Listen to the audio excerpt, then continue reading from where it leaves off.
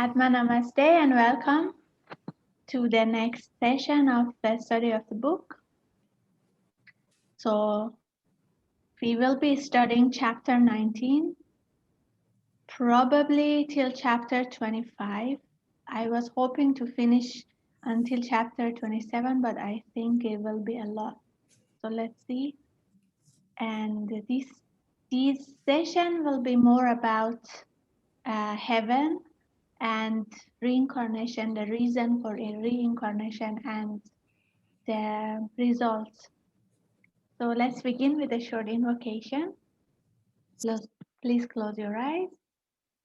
Inhale and exhale slowly and deeply. Relax your body.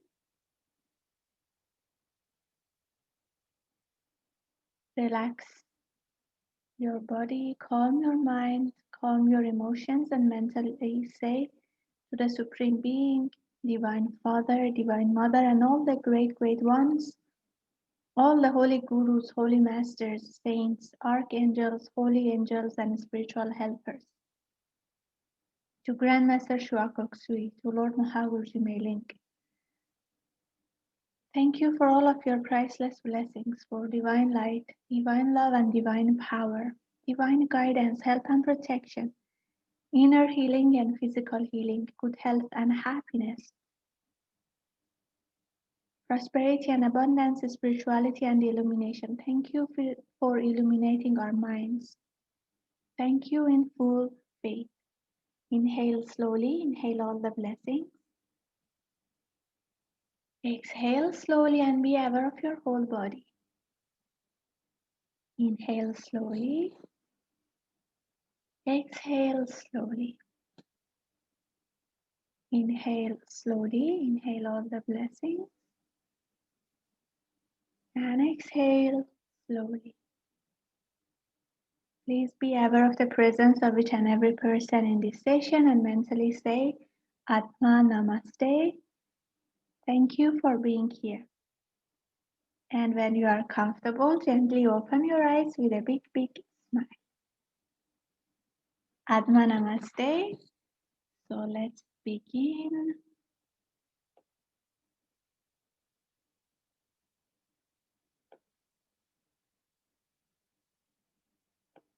So in this session, we are going to study life after death, the fifth heaven, the sixth heaven, and the seventh. So this will be the three higher subplanes of the mental plane. And then we will discuss about reincarnation. Okay, so let's begin. Now the distinction between the two great divisions of the mental plane, the lower, as we discussed, it's called rupa or with form, and the higher or arupa or formless is very marked. So different indeed are the two worlds that different vehicles of consciousness are necessary for functioning in them. Okay, so that's why we have the mental body and the causal body, because these two divisions are so different that we need two different vehicles of consciousness to perform in them. In the lower mental plane, matter is dominant. It is the first thing that strikes the eye, and consciousness shines with difficulty through the forms. Okay, so in the lower mental, matter is dominant, but in the higher planes, life is the most prominent thing, and forms are there only for its purpose. So the difficulty in the lower planes is to give the life expression in the forms. In the higher, it is the reverse, to hold and give form to the flood of life. Okay, so in the lower ones, form is dominant, and the difficulty is to give life to the expression in life expression in the forms, and in the higher ones, life is prominent, and then the life will appear in a form. It is only above the dividing line between the lower and higher mental planes that the light of consciousness is subject to no wind and shines with its own power. The symbol of a spiritual fire is very fitting for consciousness at those levels, as distinguished from the lower planes, where the symbol of fire burning fuel is more appropriate. So in the Arupa levels, matter is subordinated to life. altering at every moment. So means life is prominent and the form changes with life itself. So that's why altering, like when life alters at every moment, the matter also alters with it. An entity changes form with every change of thought. Matter is an instrument of his life and is no expression of himself. The form is made momentarily and it changes with every change of his life. This is true not only for of the arupa levels of manas, but also in the subtle way of the plane of buddhi, and it is true also of the spiritual ego. Glorious as has been the life in the heaven world of the lower mental plane, it eventually comes to an end. The mental body in its turn drops away, as have done the other bodies, and the man's life in his causal body begins. So we already discussed in the mental body book about the life in the mental body. Like after death, first we experience the astral world, and then we experience the mental world, and then the mental body drops, and then we are using the causal body to experience the higher mental world. So starting from the fifth heaven, which we are discussing now. All through the heaven life, the personality of the last physical life is distinctly preserved. And it is only when the consciousness is finally withdrawn into the causal body that this feeling of personality is merged in the individuality, and the man, for the first time since his descent into incarnation, realizes himself as the true and comparatively permanent ego. The majority of men have as yet very little consciousness at this height. They rest dreamily unobservant and scarcely awake. Such vision, however, as they have is true, however limited it may be for lack of development. The higher heaven world life plays a very small part in the life of the ordinary man, for in his case the ego is not sufficiently developed to be awake in the causal body. Okay, so for a person who is not yet developed, their consciousness in the causal body is very vague and it's like not really awake. So whatever they see is true, but the vision is limited. So they are not really experiencing it. Backward egos, in fact, never consciously attain the heaven world at all, while in a still larger number obtain only a comparatively slight touch of the lower subplane. But in the case of a man who is spiritually developed, his life as an ego in his own world is glorious and fully satisfying.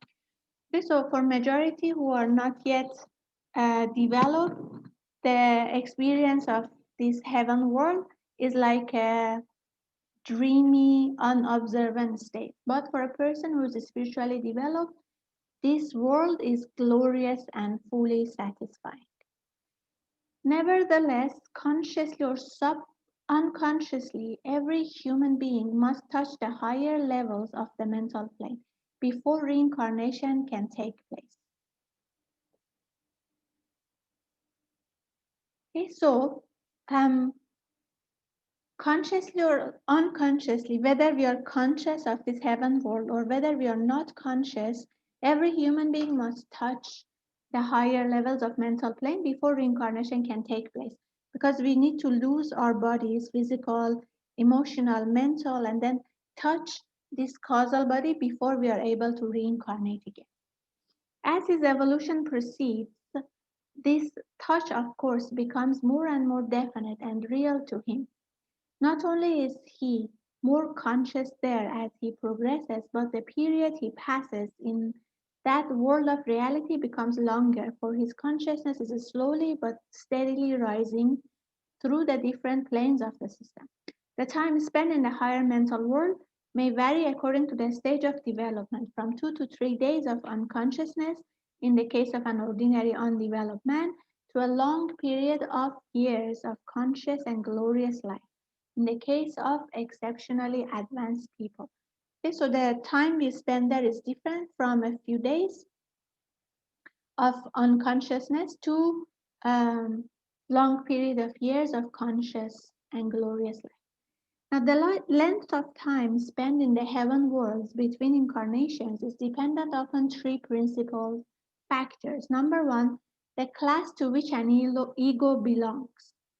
Number two, the mode in which he attained individualization. And number three, the length and nature of his last life. Okay, so the class to which an ego belongs, the mode in which he attained individualization. Like if you remember, we said some people individualize through intelligence, some through will, some through affection, and some through pride and etc. And the length and nature of his last life. Even when we have fully realized how small a part of each life cycle is spent on the physical plane, in order fairly to estimate its true proportion to the whole, we must also bear thoroughly in mind the far greater reality of the life in the higher world. This is a point which it is impossible to emphasize too strongly, for the vast majority of people are as yet so entirely under the dominion of their physical senses that the unrealities of the lower world seem to them the only reality, whilst the nearer anything approaches to true reality, the more unreal and incomprehensible it appears to them. For reasons which are sufficiently comprehensible, the astral world has been called the world of illusion, but it is nevertheless at least one step nearer to reality.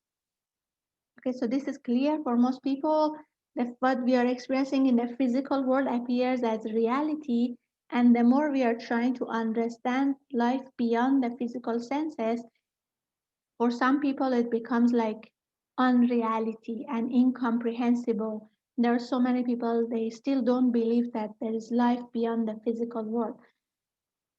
And so the astral world, although it's called the world of illusion, compared to the physical world, is actually one step nearer to reality.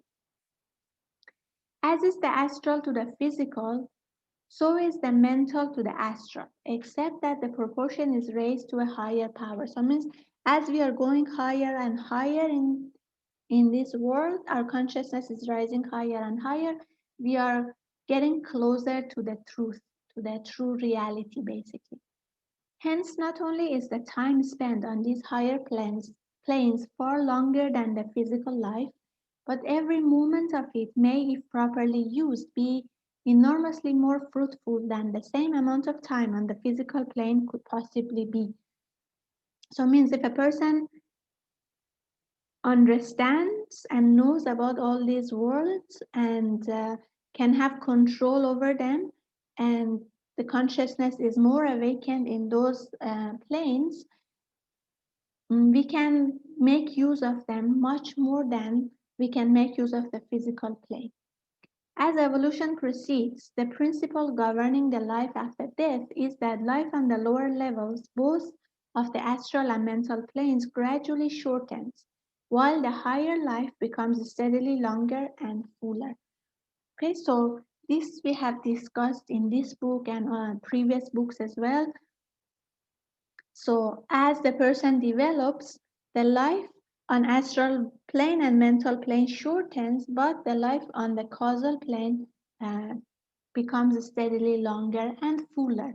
We will discuss later why fuller and what happens. Like actually, the soul, the higher soul will study the fruits of each incarnation and can understand why this happened and how this happened and everything, so can get like understanding from every incarnation. But for people who are not yet conscious on the causal world and it appears to them as like a dream, they cannot make use of it, so it's not yet very fruitful. Eventually, the time arrives when the consciousness is unified, when the higher and lower selves are indissolubly united, and the man is no longer capable of wrapping himself up in his own cloud of um, thought and mistaking the little that he can see through for the whole of the great heaven world around him. Then he realizes the possibilities of his life and so for the first time truly begins to live. So when We connect with the higher soul. That is the whole purpose of achieving oneness with the higher soul, or Hatha yoga and so many other spiritual practices like yoga, is to attain union with the higher soul. And when that happens, then we realize the possibility of our life and what we can do and why we are here, what is the purpose of our life. And so we start to truly live. It is only when the consciousness has withdrawn from the lower bodies and is once more centered in the ego that the final result of the incarnation just concluded is known. Then it is seen what new qualities he has acquired in that particular literal cycle of his evolution. Okay, so when our consciousness is withdrawn from the lower bodies and is back to the higher soul, then we can see the result of the incarnation, like what lessons did we learn and what qualities did we acquire, and yes, in that cycle of evolution, reincarnation. At that time, also a glimpse of the life as a whole is obtained. So we can also see the whole life, like the causes, the results, the lessons, and everything. The ego has for a moment a flash of clear consciousness in which he sees the result of the life just completed and something of what will follow from it in his next birth. This glimpse can hardly be said to involve a knowledge of the nature of the next incarnation, except in the vaguest and most general sense. No doubt the main object of the coming life would be seen, and the specific progress which he is intended to make in it, but the vision would be chiefly valuable as a lesson in the karmic result of his action in the past. It offers him an opportunity of which he takes more or less advantage according to the stage of development to which he has attained. So means the higher soul will review like what happened, what were the lessons, what were the qualities gained, and then what will be roughly the next incarnation and what will be the karmic result of the actions already done in previous incarnations, and like roughly what will be the purpose of the next incarnation, something like that. At first, he makes little use of it, since he is but very dimly conscious and very poorly fitted to apprehend facts and their varied interrelations. But gradually his power to appreciate what he sees increases, and later comes the ability to remember such flashes at the end of previous lives and to compare them, and so to estimate the progress which he is making along the road which he has to traverse. In addition, he will devote some time to his plans for the life which lies before him. His consciousness gradually increases until he comes to have an appreciable life on the higher levels of the mental plane each time that he touches them. So it means initially, as we discussed, the consciousness is not so developed in the higher plane, so it's like more of a dreamy state. So maybe just see certain things, but eventually, as we are growing, then we can actually study and see what was the results, what was the lessons, what should be the next life. And as we discussed initially, since we are like a spiritual baby, the next life will be planned for us with the help of the higher beings and the spiritual teacher. But eventually, we are also able to decide what kind of lessons we want to take in the next incarnation, and we can decide on certain things when we become a bit mature spiritually. So the fifth heaven is the third subplane of the mental plane. This is, of course, the lowest of the arupa or formless mental subplanes. If you remember, we said mental plane has seven levels. Four lower levels are called the mental world or the lower mental world, and the three higher levels are called the causal plane. Okay, the four lower ones are sometimes are also called rupa levels or levels with form. Three higher levels are called arupa levels or formless. Okay, so the The fifth heaven or the third subplane is the first plane of the causal world, the lowest one. So this is of course the lowest of the arupa or formless mental subplanes. It is also the most populous of all the regions with which we are acquainted, because here are present almost all the 60,000 million souls who are said to be engaged in the present human evolution. All in fact except the comparatively small number who are capable of functioning on the second and first subplane. So since most people are not yet capable of functioning in the second and first subplanes, this one is the most crowded.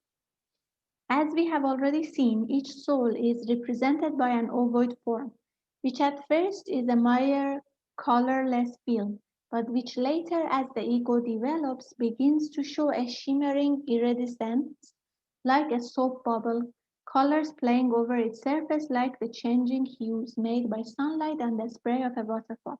This we discussed in the last session.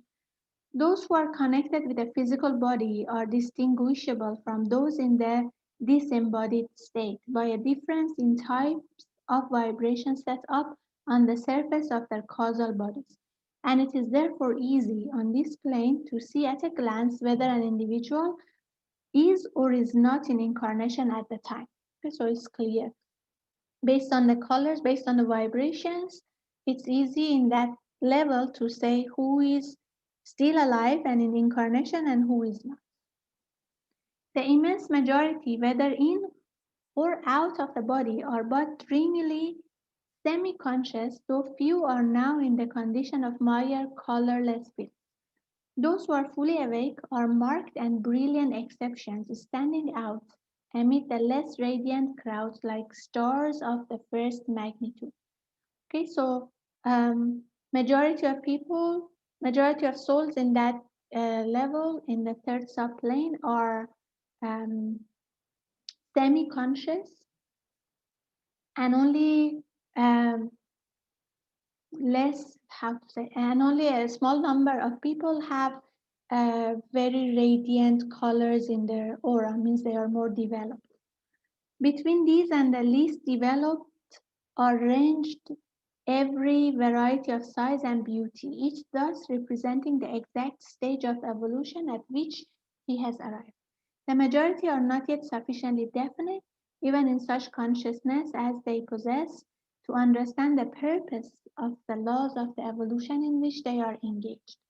They seek incarnation in obedience to the impulse of the cosmic will and also to tanha. We will discuss about that shortly. The blind thirst for manifested life, the desire to find some region in which they can feel and be conscious of living. Okay, so a majority, as the book says, are not sufficiently conscious of why we need to incarnate and what is the purpose of this incarnation and evolution, but they just follow the cosmic will. And also it's partially because of thirst or tanha, or we will discuss about that thirst shortly.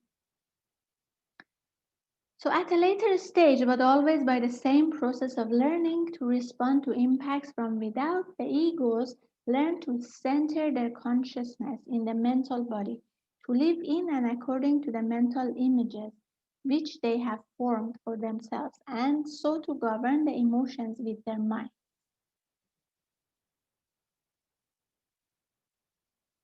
Okay.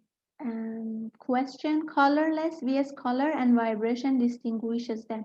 Yes, and also the shape. If you remember in the previous session, we discussed that initially even the shape uh, of the causal body is a bit like not really definite. It's like a soap bubble and colorless. And as we evolve the colors, it becomes colorful and it becomes with brilliant colors, and size also changes. So all of this um, distinguish distinguish them from each other. So yet further along the long road of evolution, the center moves up to the causal body and the egos realize their true life. When that stage is reached, however, they will be found upon a higher subplane than this, the third, and the lower earthly existence will be no longer necessary for them. But for the present, we are dealing with the less evolved majority who still put forth as groping, waving tentacles into the ocean of existence, the personalities which are themselves on the lower planes of life. Okay, so this one is clear. But they are as yet in no sense aware that these personalities are the means whereby they are to be nourished and to grow. They see nothing of their past or future, not being yet conscious on their own plane. So, like it says, most people don't know that these incarnated souls that we use each time to incarnate are actually means of evolution. And uh, mostly they don't know about their past or what happens in the future, what lessons needs to be learned, what is the purpose of life, and things like that. Nevertheless, as they are slowly drawing in experience and assimilating it, there develops a sense that certain things are good to do and others bad, and that expresses itself imperfectly in the connected personality as the beginning of a consciousness, a feeling of right and wrong. So, as a person, as a soul reincarnates again and again, through experience, realize that certain things are good to do, certain things are not good. So, this will create a sense of right and wrong. Gradually, as they evolve, the sense more and more clearly formulates itself in the lower nature and becomes a less inefficient guide to conduct. So, as we gradually grow, we start to realize um, the reason why we keep incarnating. By means of the opportunities given by the flash of consciousness to which we have previously referred, the most advanced egos of this subplane develop to a point at which they are engaged in studying their past, tracing out the causes set going in it, and learning much from retrospection, so that the impulses sent downwards become clearer and more definite, and translate themselves in the lower consciousness as firm convictions and imperative intuitions. It should be unnecessary to point out that the thought images of the rupa or form levels are not carried into the higher heaven world. All illusion now is past, and each ego knows his real kindred sees them and is seen in his own royal nature as the true immortal man that passes on from life to life, with all the ties intact that are knit to his real being. So this we discussed already, that whatever is connected with the physical, emotional, mental doesn't go higher to the causal, but the essence of the lessons learned will be, how to say, used, um, or will benefit the higher soul. On this third subplane are also to be found the causal bodies of the comparatively few members of the animal kingdom who are individualized.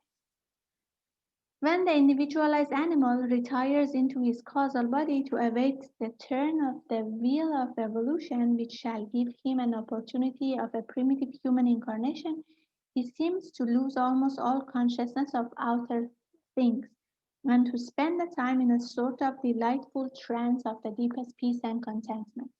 Even then, interior development of some sort is surely taking place, though its nature is difficult for us to comprehend. In any event, he is enjoying the highest bliss of which at his level he is capable. So the animals who are about to incarnate as humans and they are already individualized, we can also see them in this level.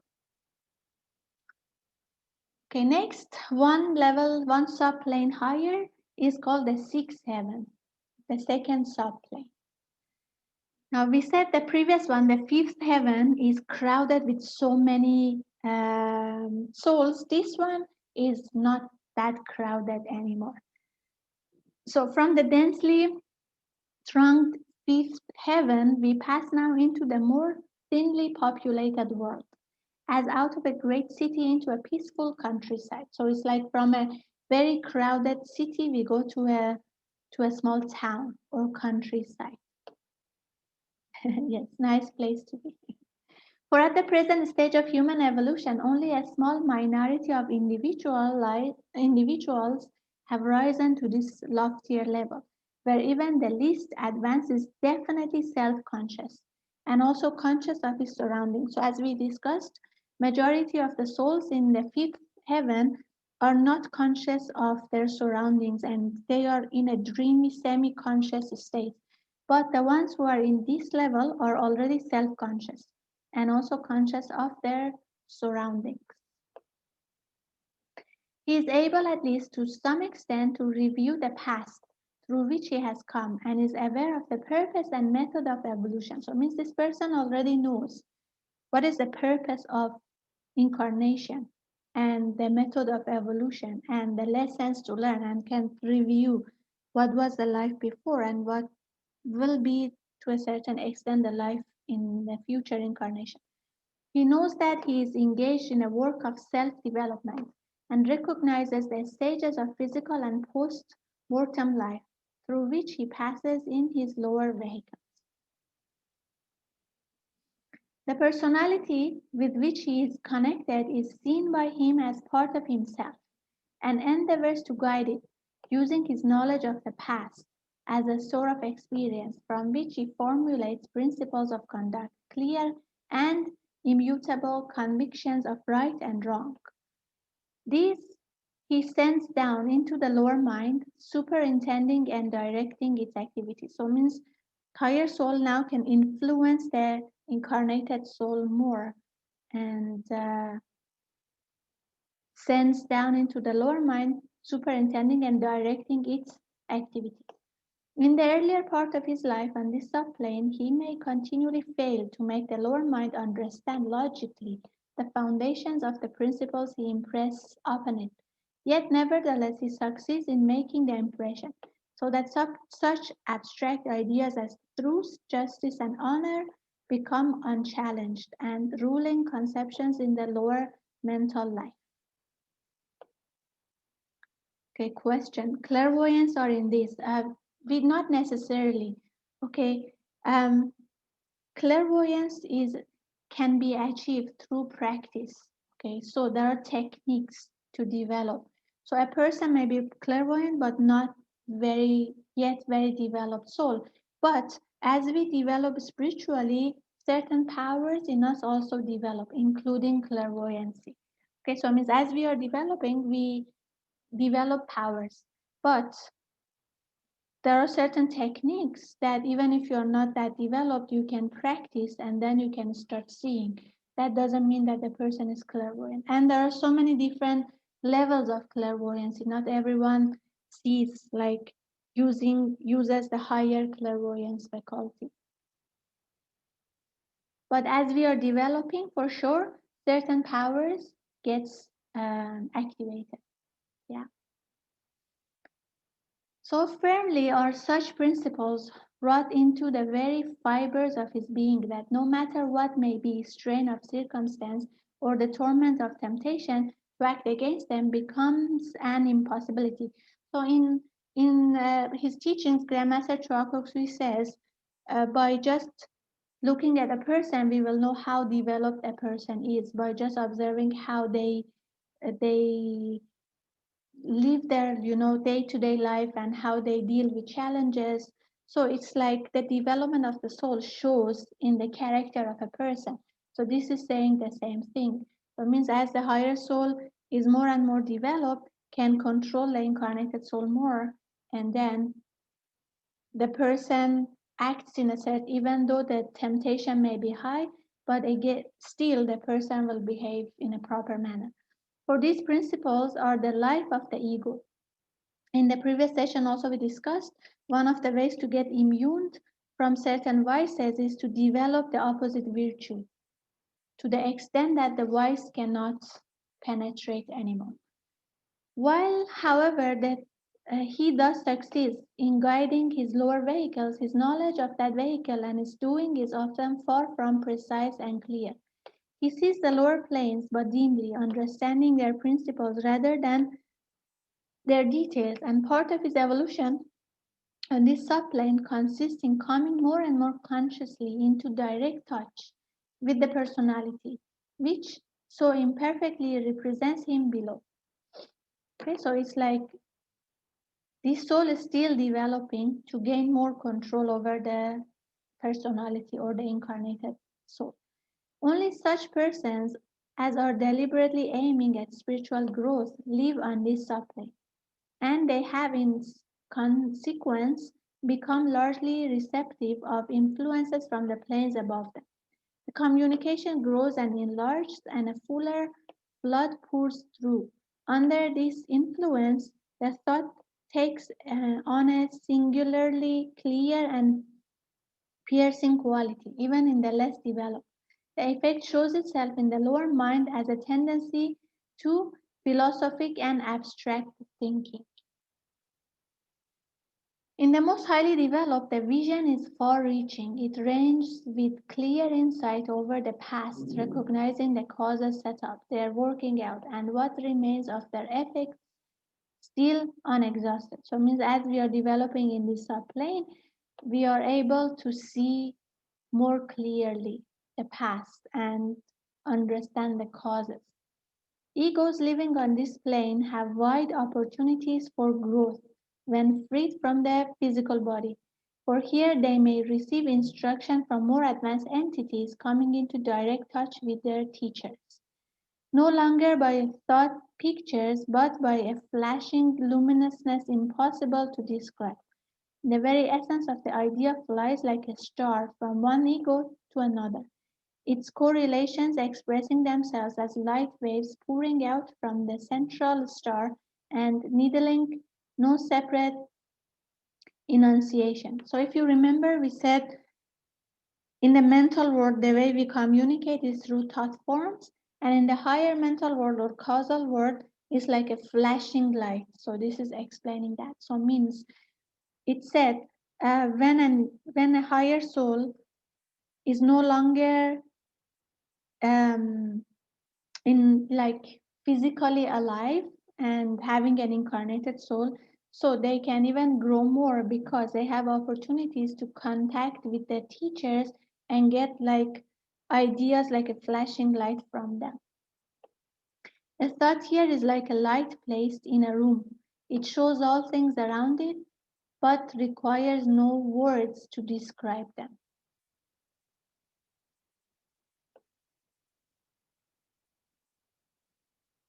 Advanced entities, um, so many like higher beings, all these adepts who are no longer need to incarnate a spiritual teacher. um yeah, in this the sixth heaven, a man sees also the vast treasures of the divine mind in creative activity and can study the archetypes of all the forms that are being gradually evolved in the lower world. He may unravel the problems connected with the working out of those archetypes, the partial good that seems as evil to the limited vision of men encased in flesh. In the wider outlook of this level, phenomena assume their due relative proportions, and a man sees the justification of the divine ways so far as they are concerned with the evolution of the lower world. So, in this level, if you remember, we said causal world is the world of abstract thinking and the essence of things. So it's easier to see um, the reason, the causes for different problems, and the archetypes, and why certain things happen, why certain activities or events happen, and the justification of the divine ways and things like that. So it's easier to see with clarity and understand. Okay, and the last one, the highest level of the mental plane is called the seventh heaven. This is the first subplane. Now, this most glorious level of the heaven world has but few denizens as yet from our humanity. So, imagine, like as you remember, we said the fifth heaven is the most crowded, and then is the sixth, and the seventh is the less crowded, just maybe few souls are there. For on its heights dwell none but the masters of wisdom and compassion and their initiated pupils. Of the beauty of form and color and sound on this causal plane no words can speak, for mortal language has no terms in which those radiant splendors may find expression. In touching the seventh heaven, we come in contact for the first time with a plane which is cosmic in its extent. For this, the atomic part of our mental plane is the lowest subplane of the mental body of the planetary logos. On this level, therefore, may be met many an entity which mere human language has no words to portray. For our present purposes, however, it will be best to put aside altogether those vast hosts of beings whose range is cosmic and confine ourselves strictly to the inhabitants peculiar to the mental plane of our chain of worlds. Okay, so it's hard to describe them, so we just focus on the egos who are in that level.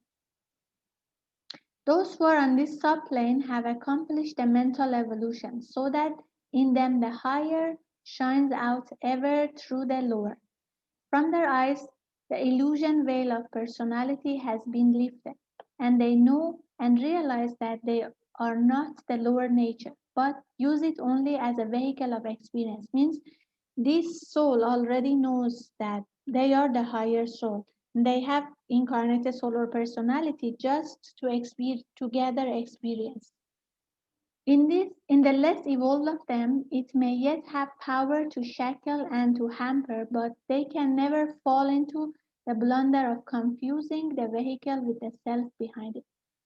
From this, they are saved because they carry their consciousness not only from day to day, but from one incarnation to another, so that past lives are not so much looked back upon as always present in the consciousness, the man feeling them as one life rather than as many lives. Okay, so they carry the consciousness of the previous incarnation in the future, so life appears as a continuous thing, not like many incarnations or many lives. On the third subplane, and even in the lower part of the second, his consciousness of the subplanes below him was still dim, and his action in the thought form largely instinctive and automatic. But as soon as he got well into the second subplane, his vision rapidly became clearer, and he recognized the thought forms with pleasure as vehicles through which he was able to express more of himself in certain ways than he could do through his personality. Now that he is functioning in a causal body amidst the magnificent light and splendor of the highest heaven, his consciousness is instantaneously and perfectly active at any point in the lower divisions to which he wills to direct it, and he can therefore intentionally project additional energy into such a thought form when he wishes to use it for the purpose of teaching. From this highest level of the mental plane, come down most of the influences poured out by the masters of wisdom as they work for the evolution of the human race, acting directly on the souls or egos of men, shedding upon them the inspiring energies which stimulate spiritual growth, which enlighten the intellect and purify the emotions. So, masters of the wisdom are there and sometimes send certain thought forms to the souls or egos who are ready to accept, and like that, they guide the evolution forward. From here genius receives its illumination. Here all upward efforts find their guidance. As the sun rays fall everywhere from one center and each body that receives them uses them after its nature, so from the elder brothers of the race fall on all men the light and life which it is their function to dispense. So sometimes some egos or some souls who are like ready to receive certain directions and guidance and intuition and certain thoughts that will help the humanity or guide the humanity in a certain positive direction. Each uses as much as he can assimilate and thereby grows and evolves. Thus, as everywhere else, the highest glory of the heaven world is found in the glory of service, and they who have accomplished the mental evolution are the fountains from which flows strength for those who are still climbing. So these souls who are in the seventh heaven, they are like fountain, and their service is to help the other souls who are still climbing this ladder of evolution. On the three higher levels of the mental plane are to be found the hosts of Arupa or formless devas who possess no body denser than the causal. The nature of their life appears to be so essentially different from the life we lead as to make it impossible to describe in physical world. Okay, so we also have devas um, whose body is not denser than the causal. Arupa devas are connected with the guidance of the worlds, of races, and of nations. So, if you remember, I think in the solar system book and also in this book previously, we discussed about different kinds of devas. We have Rupa devas and we have Arupa devas. So, these Arupa devas are called formless ones, and their responsibility is to guide the world and the races and the nations. There is also a very limited class of men conscious on the Arupa levels of the mental plane who have been sorcerers in the past. In them, the higher intellect is awakened, and with it, the intellectual recognition of unity. They now perceive that they have been on the wrong path, that it is not possible to hold back the world and prevent it from climbing on the upward arc. Being still tied by the karma they have made, they have to work on the wrong side, that is, on the side of disintegration. But they work with a changed motive and endeavor to turn their forces against those men who are in need of being strengthened by having to struggle against resistance in their spiritual life. This truth appears to have been perceived by Marie Corelli, who dealt with the point in her book, The Sorrows of Satan.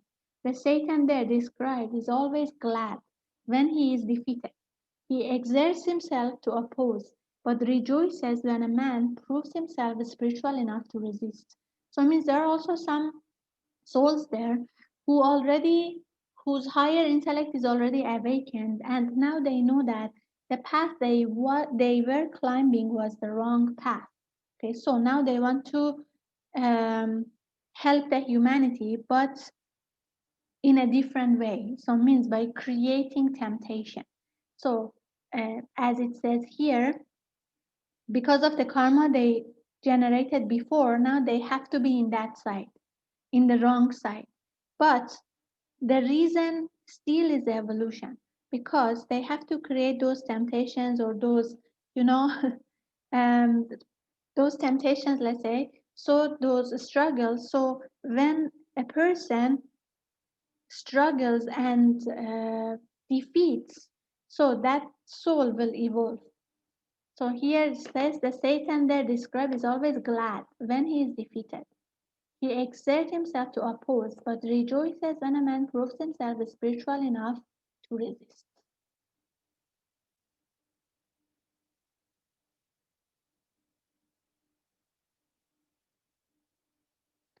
Okay, upward arc, what is it referring to?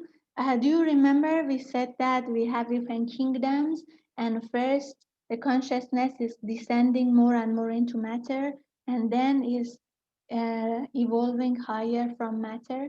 So the descending more and more into matter from elemental kingdom um, to mineral kingdom is descending arc. And when from the mineral kingdom we are going to animal, human, and then superhuman is ascending or upward.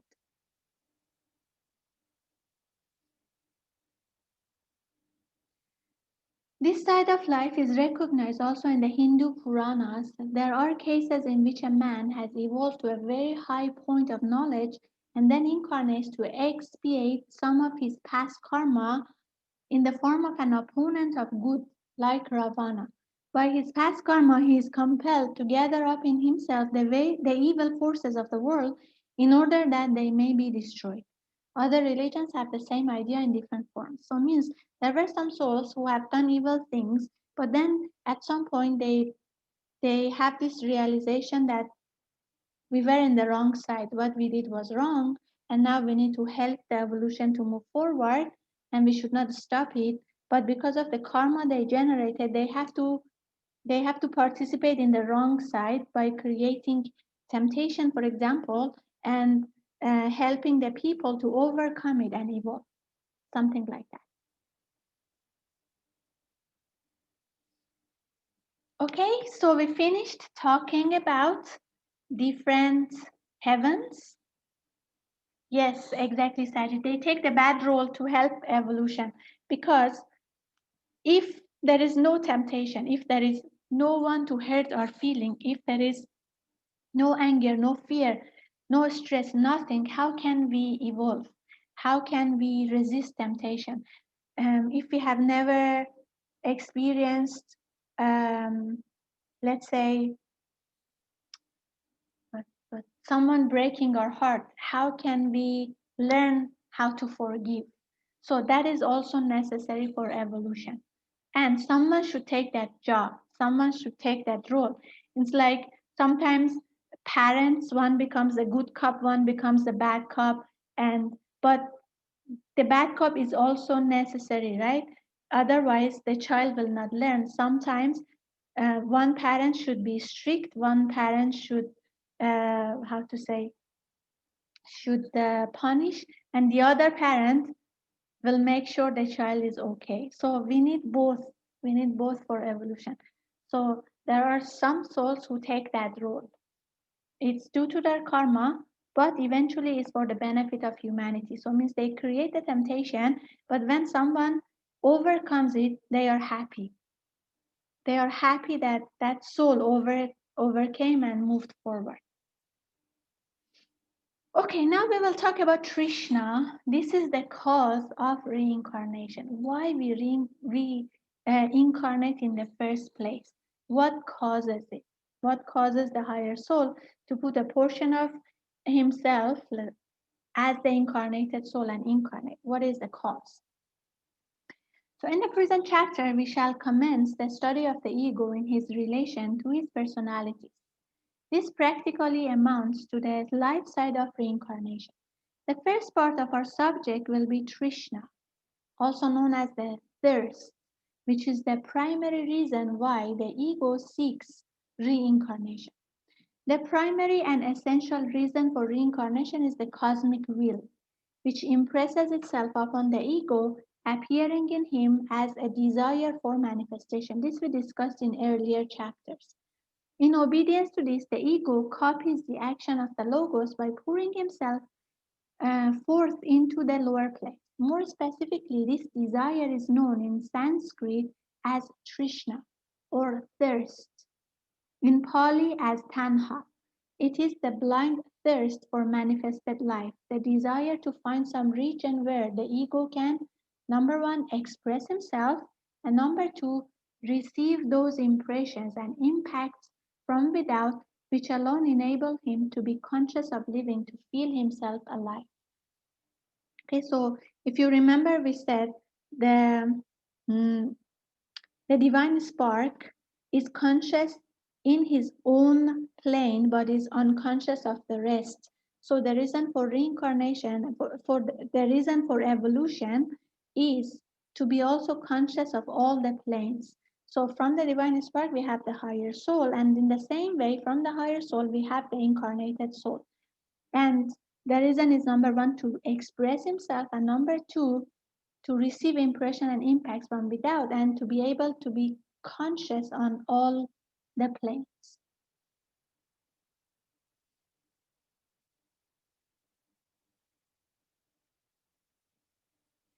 This is not desire for life in the ordinary sense of the word, but rather for a more perfect manifestation, a desire to feel himself more thoroughly alive and active, a desire for that complete consciousness which involves the power to respond to all possible vibrations from the surroundings on every plane, so that the ego may attain the perfection of sympathy, etc., of feeling with.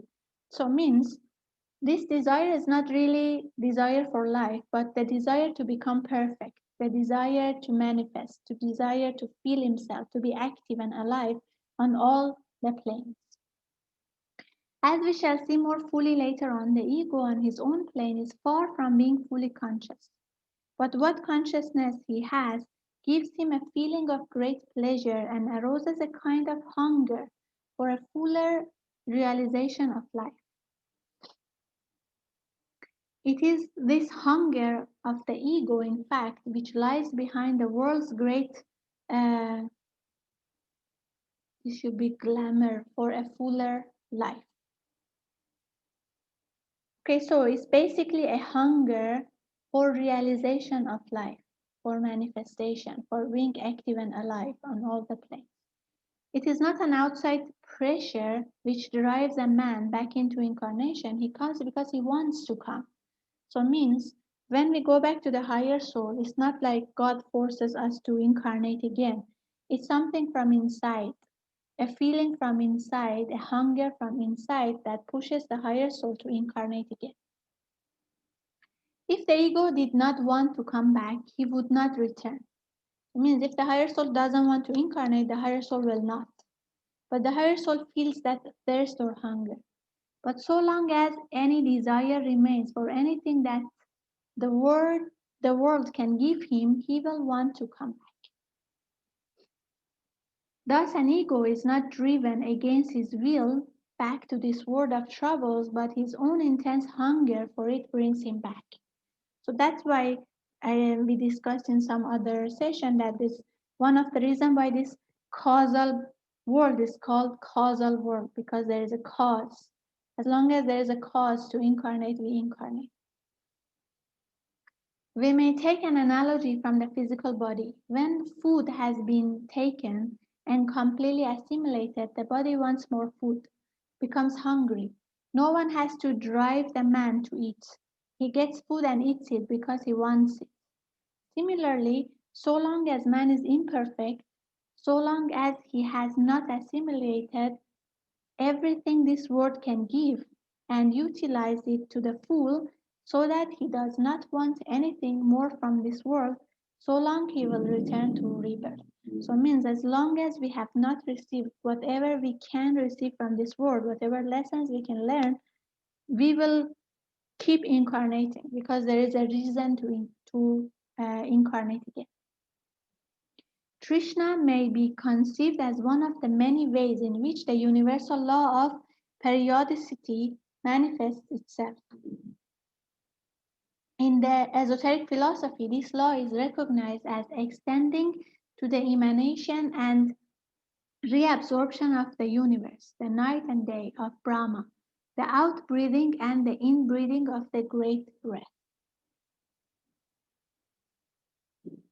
So in one of the books, Grandmaster says, when the higher soul is exhaling, incarnate life begins because there is an incarnation. And when the higher soul is inhaling, pulls the life back into itself. So comes with it death of the physical body. Hence, Hindus have pictured the god of desire as the impulse to manifestation. Kama is in the Rig Veda, the personification of that feeling which leads and propels to creation. So that desire makes us incarnate. There is also a story in Persian literature. It's, if I remember correctly, it says God wanted to see himself. That's why he put a portion of itself to incarnate. Something like that, which is actually similar concept. There is a desire to manifest. There is a desire to be conscious in all the levels and to be alive.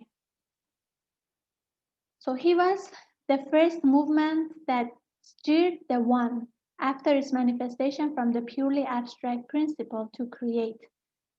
Desire first arose in it, which was the primal germ of mind, and which sages searching with their intellect have discovered to be the bond which connects entity with not entity.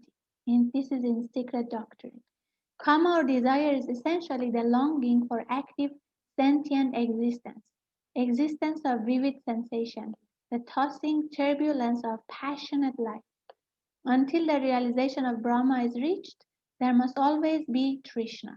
When a man has assimilated all that he has acquired and made it part of himself, then Trishna will arise and drive him out to seek new experience. But even in our current life, we may have experienced that. If we have similar life, every day is the same, we get bored. So we want to learn new things. So we want to create new challenges for ourselves. We want to, sometimes even when our job becomes boring because it's the same job, same thing every day, and we feel we have already learned whatever this position has had to give, like could provide for us, then we feel the urge to change the working environment, to change the job, or to create a new challenge, or to learn something new. This is something similar that the higher soul experience. At first, this is a thirst for external experiences, and this is the sense in which Trishna is usually employed. There is, however, another and keener thirst, well expressed in the phrase, "My soul is a thirst for God, ye even for the living God." This is the thirst of the part to find the whole to which it belongs. So initially the thirst is to have external experiences and eventually becomes the thirst to experience God. If we think of the part coming forth from, but never losing the link with the whole, then there is always a certain retractive force trying to bring the part back. So this is like feeling of wanting to unite back with the whole. Malar is saying, as if this esoteric study club is part of my Trishna. Yes, it's one of, so it's like learning. So each time we study one book, is because we want to learn more and more. We want to grow more. We want to evolve. So that's why we continue learning. We continue studying. We continue evolving. And it's the thirst, it's the hunger. The spirit, which is divine, can find no permanent satisfaction outside divinity. It is this dissatisfaction, this desire to search, which is the root of Trishna, and which brings a man out of the vachan, or in fact out of any condition until the end of the search is reached. It is quite possible for a man to obtain a certain lower kind of moksha, a temporary liberation from rebirth. Thus, certain of the less developed yogis in India deliberately kill out all desires belonging to this particular world, realizing that the world is transitory, that it is hardly worth while to take very much trouble to remain in it, especially if there has been much suffering or disappointment. The man reaches that form of vairagya or non attachment, which is called technically burning ground vairagya. This does not lead to full liberation, but it does result in a partial liberation. As one of the Upanishads states, a man is born in a world to which his desires lead him. Hence, having killed all desires for anything in this world, the man passes away from it and is not reborn in it. So there are some yogis, and their approach to life is to kill all the desire, all the attachment. So this book is saying that doesn't lead to complete liberation, but a temporary one. So it's like a lower kind of moksha. So because we have killed all the desire, then there is technically no desire or burning sensation to incarnate again. Okay, but it's temporary because we have not learned all the lessons yet. We have just killed the temptation or the desire to learn more, something like that. He will then pass into a loka world which is not permanent, but in which he may remain for long ages. There are a number of such worlds connected very often with the worship of a particular divine form, connected with special kinds of meditation, and so on. And a man may pass into one of these and remain there for a quite indefinite time. So it means if such thing happen, if we kill all the desire and all the temptation and it's like no attachment, it's partial moksha. We will go to a world called Loka and stay there for some time. But it's partial, it's not full liberation actually. In the case of those who have given themselves very largely to meditation, their desire is entirely towards objects of meditation. Consequently, they stay in the mental world whether their own desires have led them. Whilst such people have taken themselves out of the troubles of this world, they will ultimately come back to a world, either this world, if it is still going on, or a world similar to this, where they can take up their evolution at the point at which it was dropped. Hence, the troubles are only postponed, and it does not therefore seem to be worthwhile to adopt the plane described. So that approach basically is temporary and is postponing actually the evolution. So, mm, not so recommended. It is because it is possible to kill out a desire that occult teachers prescribe instead transmutation of desire. Okay, so the approach of killing, there is one approach to kill out the desire which is not recommended because it's not permanent, it becomes temporary. Proper way is to transmute the desire from lower one to higher one. That which is killed will rise again. That which is transmuted is changed forever. Because if we kill the desire, at some point it comes back. But if we have transmuted it, it has changed forever. A person in a very imperfect condition of evolution who kills out desire kills at the same time all possibility of the higher evolution because he has nothing to transmute. Desire is dead for the present life, which means that all the higher life of the emotions and of the mind is for the time killed. If a man who has killed out desire in the manner described is quite an average person with no special intellectual or moral qualities, he will remain a step away from this world in a condition in which he is quite happy, but in which he is of no particular use either to himself or anybody else. That means this person is basically postponing his evolution.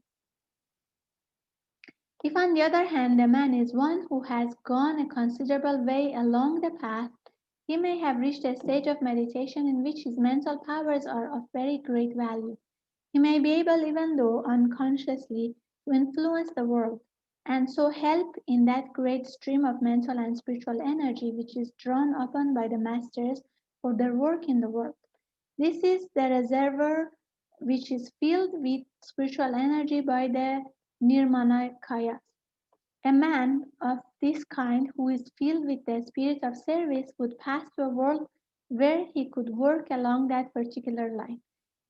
It would be a world about the level of the causal body, where here he would live literally for ages, pouring out his stream of concentrated thought for the helping of others, and so helping to supply this reservoir of spiritual power. So means if a person who has killed a desire is already a highly developed person, they still can help in the evolution of humanity and they can still be of an element of service.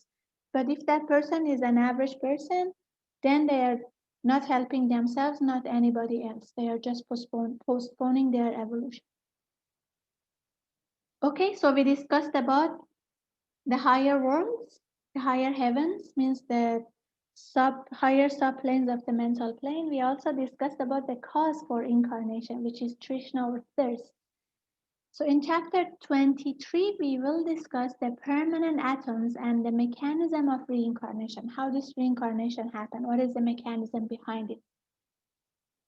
So in this chapter, we shall deal with the part played by the permanent atoms in rebirth, and also with certain further details of the mechanism of rebirth.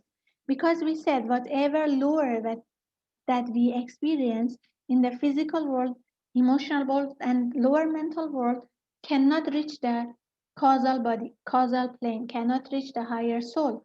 So, how the experience of even the negative experiences reach the higher soul? Where does the karma get stored? So, that is related to the permanent atoms. Now we are discussing that. It has already been explained in this series of books that after the death of the physical body, the ego steadily withdraws through plane after plane until eventually he is clothed only in his causal vehicle. At physical death, the life web, together with prana, is withdrawn into the heart, round the physical permanent atom.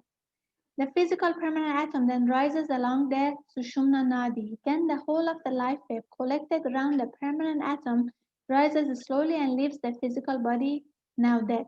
Okay, this is more described in the book Life After Death. I think it's by Leadbeater. So initially when the moment of death arrives, there are also two articles about it in the Prana World website. You can just Google and find. It's called Life After Death. There are, I think, two articles about it. So when the death of the physical body comes nearer, um, the life web together with the prana is withdrawn and gets stored in the heart. Okay, the permanent physical permanent atom. From there, it goes and gets stored in the mental permanent seed, and then from there, it will slowly rise and leave the physical body. As the ego vacates each of his bodies, the permanent atoms of those bodies pass into a dormant condition and are retained in the causal body in that quiescent state. While the man is in his causal body only, he thus has within that body the physical permanent atom, the astral permanent atom, and the mental permanent molecule or unit, as it is more usually called. These three, wrapped in the Buddhic life web, appear as a brilliant nucleus-like particle in the causal body. They are, of course, all that now remains to the ego of the physical, astral, and mental bodies of his previous incarnation. So, it means all this physical permanent atom, the astral permanent atom, and the mental permanent unit withdraws, gets withdrawn from the incarnated soul means, and then goes to the higher soul. So now that is the only thing which is remaining from the previous incarnation. The various stages are illustrated by the life hand portion of diagram um, 25, which we are going to see shortly.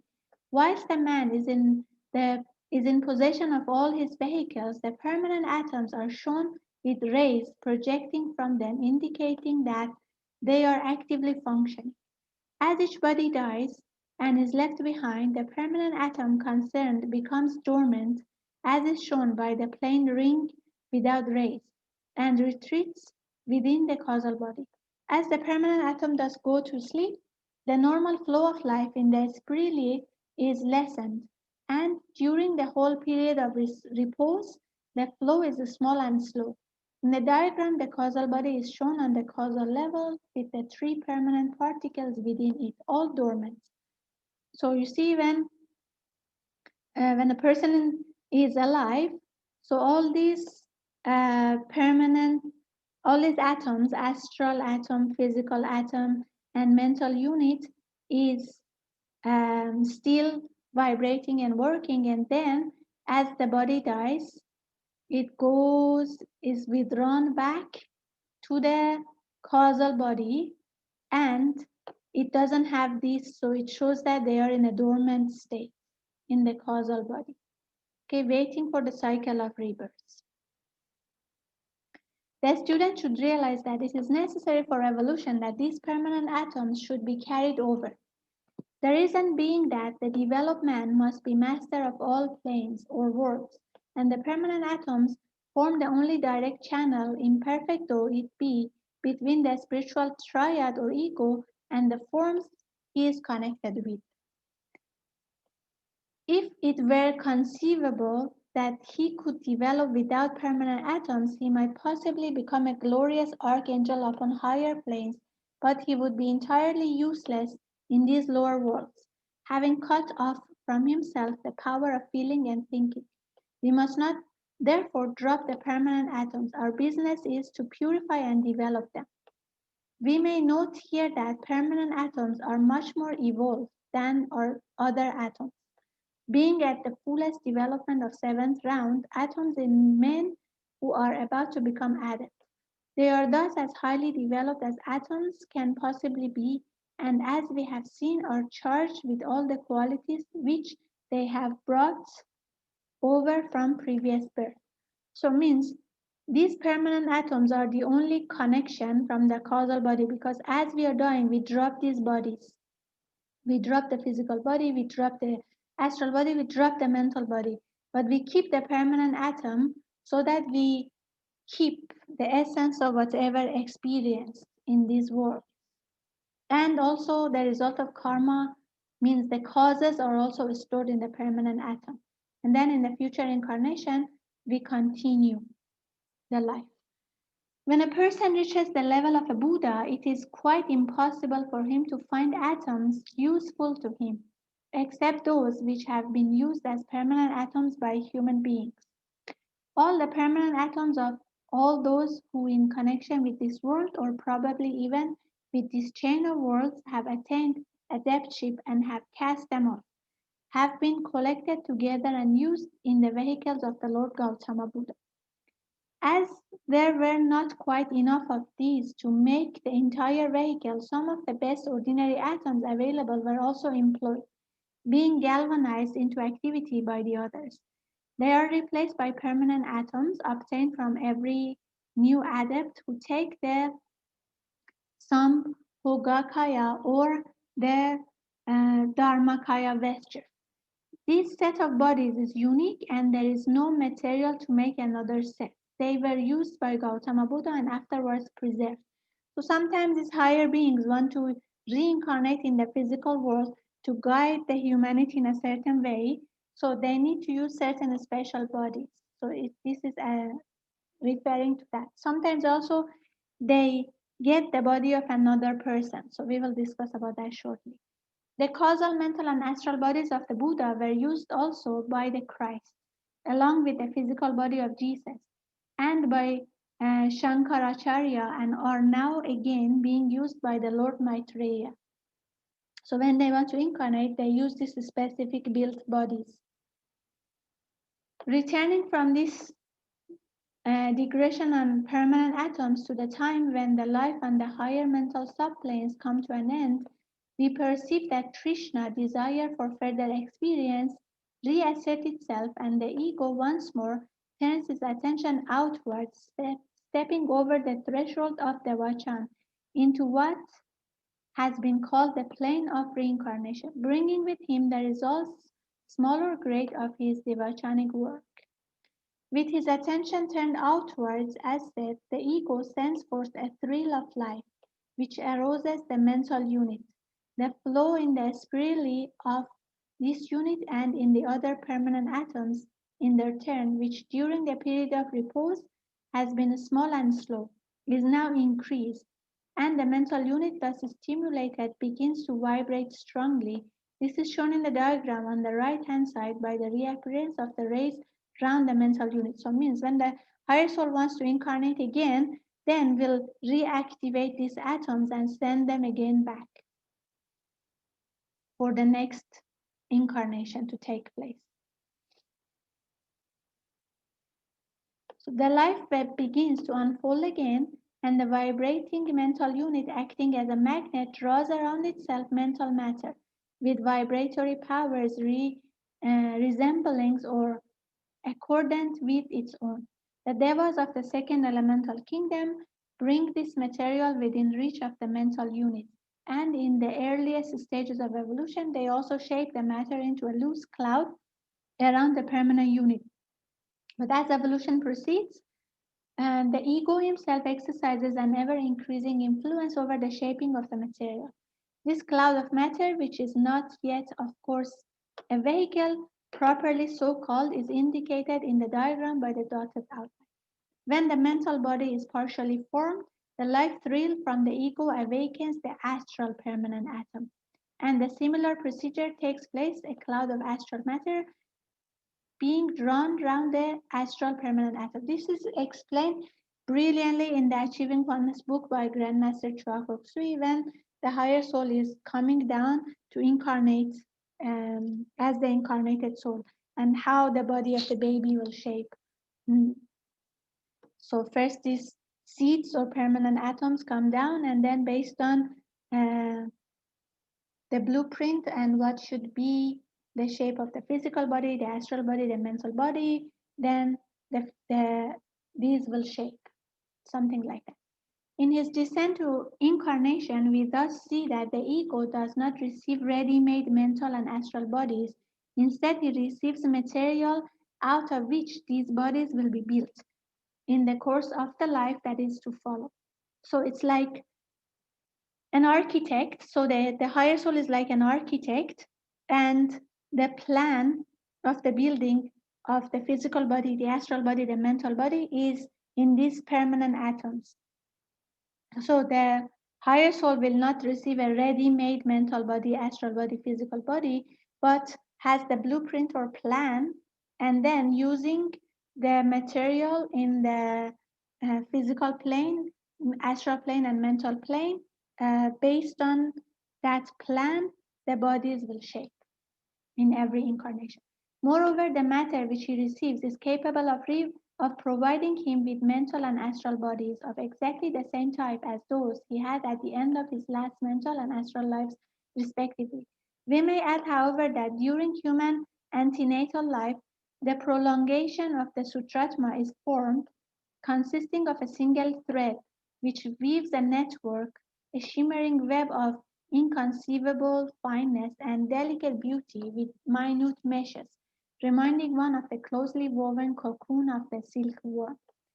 Within the meshes of this web, the coarser particles of the bodies are built together. Thus, if the bodies are looked at with Buddhic vision, they all disappear, and in their places is seen this web of life, as it is called, which supports and vivifies all the bodies. During the antenatal life, the thread grows out from the physical permanent atom and branches out in every direction, the growth continuing until the physical body is fully ground. Okay, so this is clear. During physical life, the prana or vitality um, courses along the branches and meshes. It appears that it is usually the presence of the permanent atom which renders possible the fertilization of the ovum from which the new body is to grow. So it means from this permanent atom, um, the thread grows out like branches, and then the physical life, during the physical life, the prana or vitality course along these branches and meshes, and then it builds the physical body. Nevertheless, when a child is still born, there has usually been no ego behind it, and presumably, therefore, no permanent atom, and of course, no etheric elemental. Although there are vast hosts of egos seeking incarnation, many of them still at so early a stage that almost any ordinary surroundings would be equally suitable for them. Yet it does sometimes happen that at a given time there is no ego able to take advantage of a particular opportunity. In that case, though the body may be formed to a certain extent by the thought of the mother, yet as there is no ego, it is never really alive. Because sometimes in the beginning, um, when the soul is like the higher soul is baby soul, any surrounding is good to gain, how to say, experience. But eventually, then it will be chosen where to go and what lesson to learn and things like that. The ordinary ego is, of course, by no means in a position to choose a body for himself. The place of his birth is usually determined by the combined action of three forces. These are: number one, the law of evolution, which causes an ego to be born under conditions which will give him an opportunity of developing exactly those qualities of which he stands most in need. Two, the law of karma. The ego may not have deserved the best possible opportunity, and so he has to put up with the second or third best. He may not even have deserved any great opportunity at all, and so Tumultuous life of small progress may be his fate. We shall return a little later to this question of karma of an ego. And number three, the force of any personal ties of love or hate that the ego may have previously formed. Sometimes a man may be drawn into a position which he cannot be said to have deserved in any other way than by a strong personal love which he felt for someone higher in evolution than himself. Okay, so initially, when the higher soul is like a baby, um, the higher soul cannot choose a body for himself, and the body and the situation or the place of birth, country, etc., is chosen based on three things. First is the law of evolution, so it means what lessons supposed to learn in this incarnation, what lessons that soul needs the most. Then the law of karma. So positive karma and negative karma. So if we have created some positive karma, we may be placed in some good, situations. If we have certain negative karma to work out, then certain other not so good families or countries and so on may be chosen. And number three, love or hate. Grand Nasser also says two things bind souls together. One is love, one is hatred. So sometimes the soul may not really have so much of good karma and whatever to be able to be born in a, let's say, very uh, prosperous and loving family, but because of so much of love towards someone who is much higher in the evolution than himself or herself, then the soul may be born in that with that higher person because of so much love. So these three affect um, which kind of love we have, which kind of life we have in a certain incarnation. A more advanced man who is already on the path may be able to exercise a certain amount of choice as to the country and family of his birth. So as we are growing, as we are becoming more mature soul, then we have a certain choice to make. We can choose which country we want to born in or which family we want to born. But such a man would be the first to put aside entirely any personal wish in the matter and resign himself wholly into the hands of the eternal law, confident that whatever it brings to him must be far better for him than any selection of his own. So it says, although those kind of souls can choose, but those kind of souls know that the universe, the eternal law knows better. So instead of me choosing, let me just leave it to the eternal law to choose for me. Parents cannot choose the ego who shall inhabit the body to which they give birth, but by so living as to offer an unusually good opportunity for the progress of an advanced ego, they can make it exceedingly probable that such an ego will come to them. So it means the parents cannot choose who to be born in their family, but they can create a very good positive environment so that it's possible that a higher a person much evolved will be born in their family. We have seen that as the ego descends to a fresh incarnation, he has to take up the burden of his past, much of which has been sorted as vibratory tendencies in his permanent atoms. So it means with every death, karma will not go away, okay? But it's already stored in the permanent atoms. These atoms or seeds are known to Buddhists as sandas, or a convenient word for which there seems to be as yet no exact equivalent in English. They consist of material qualities, sensations, abstract ideas, tendencies of mind, mental powers, the pure aroma of all these having been built into the causal body, the remainder being stored as stated in the permanent atoms and mental units. Hence, it is the law of karma which guides the man unerringly towards the race and nation. Herein are to be found the general characteristics that will produce a body and provide a social environment fitted for the manifestation of the general character built up by the ego in previous earth life, and for reaping of the harvest he has sown. So basically, karma, which is stored in these um, permanent atoms, will decide what kind of body we will have and what kind of life in the future incarnation. Continuing with our brief examination of the question of the karma of an ego, it is possible to see the great mass of the accumulated karma known as the sanchita or piled up karma hovering over the ego. Usually it is not a pleasant sight because by the nature of things it contains more evil than good. Because initially, especially when we are baby souls, we will fall many times in order for us to walk. So means there are so many evil karma already stored. The reason for this is as follows. In the earlier stages of their development, most men have, through ignorance, done many things that they should not have done, and consequently have laid up for themselves as a physical result a good deal of suffering on the physical plane. The average civilized man, on the other hand, is trying to do good rather than harm, and therefore, on the whole, is likely to be making more good karma than bad. But by no means all of the good karma goes into the accumulated mass, and so we get the impression in that mass of a preponderance of evil over good. Okay, so because that mass has a lot of evil done in these like incarnations from the time we started our evolution as human till now. So when we look at that, see more of evil than good.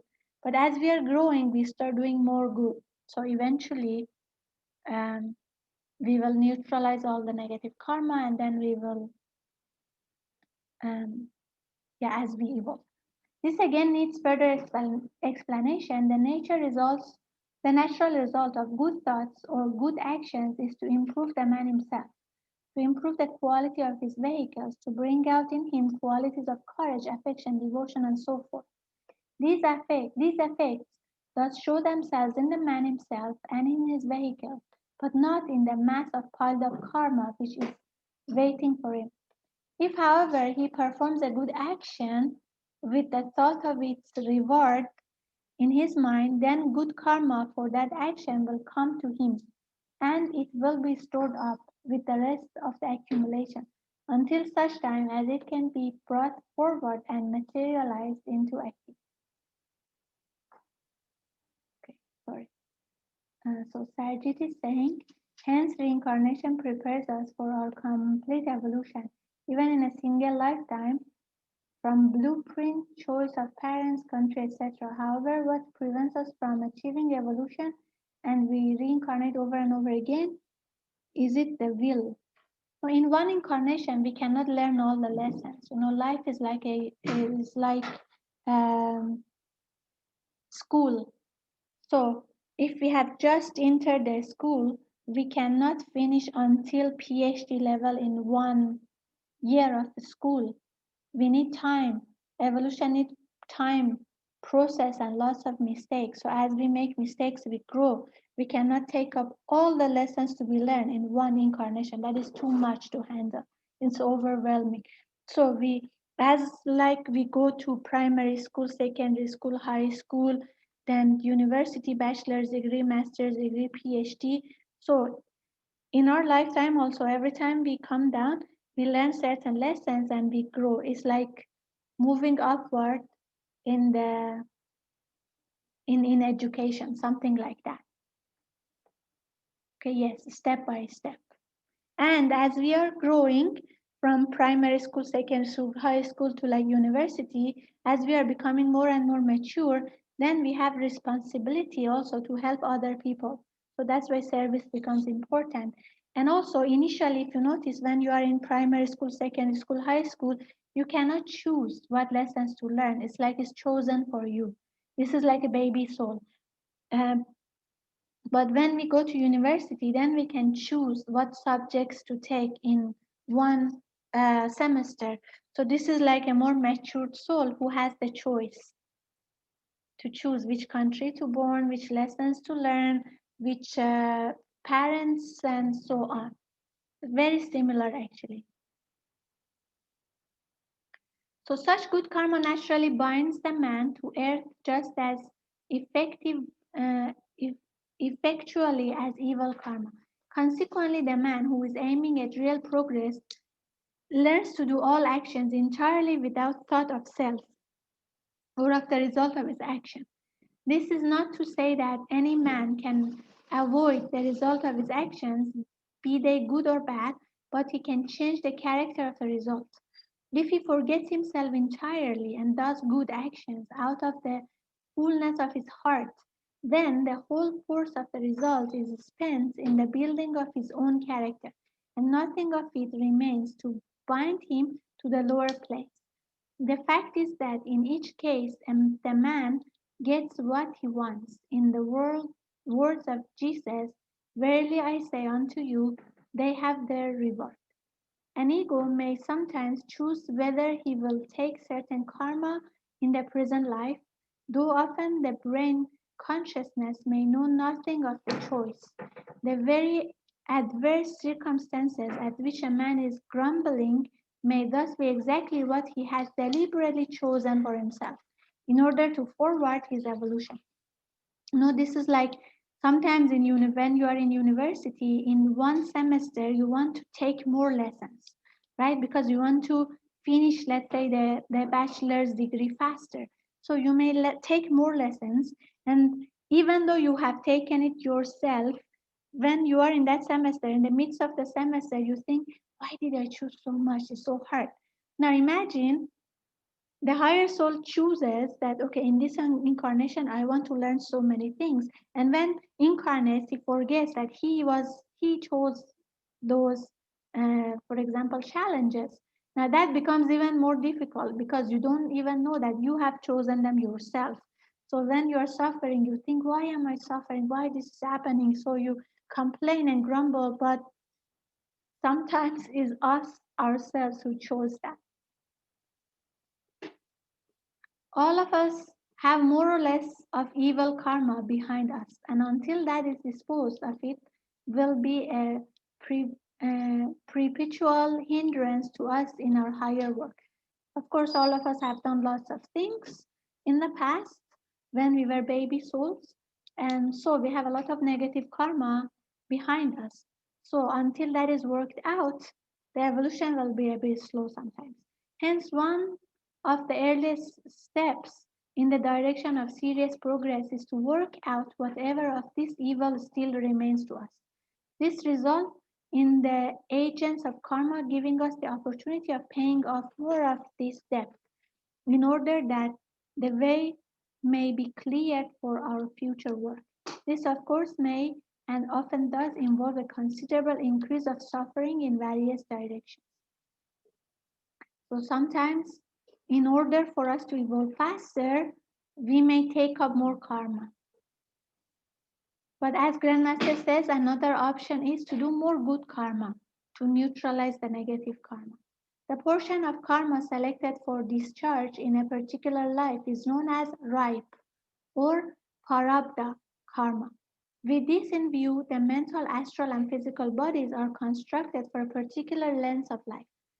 That is one reason why suicide is such a grievous mistake.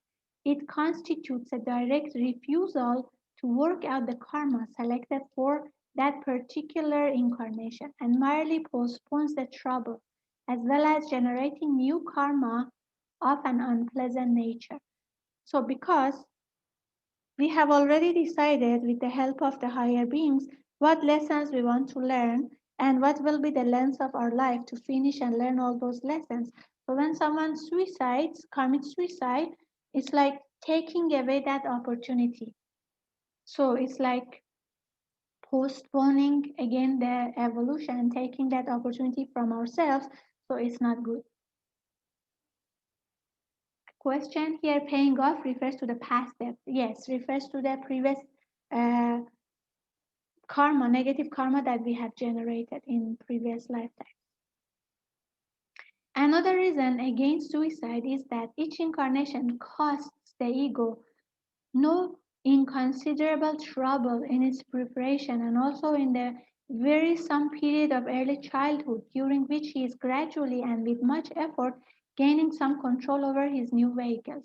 It is obviously therefore alike his duty and his interest to make the most of his vehicles and to preserve them as carefully as possible. Certainly he ought by no means to yield them up until the great law compels him to do so, except at the bidding of some higher and overmastering duty from outside, such as the duty of a soldier to his country. The selection of ripe karma for a particular incarnation is, of course, a highly complicated process.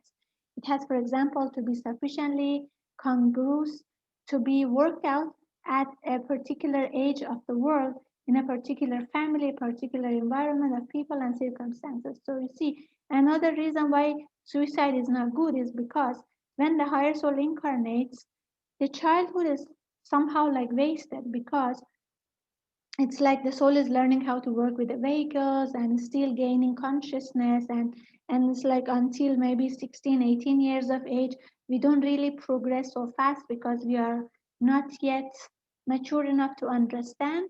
So taking that opportunity from ourselves to grow is not good.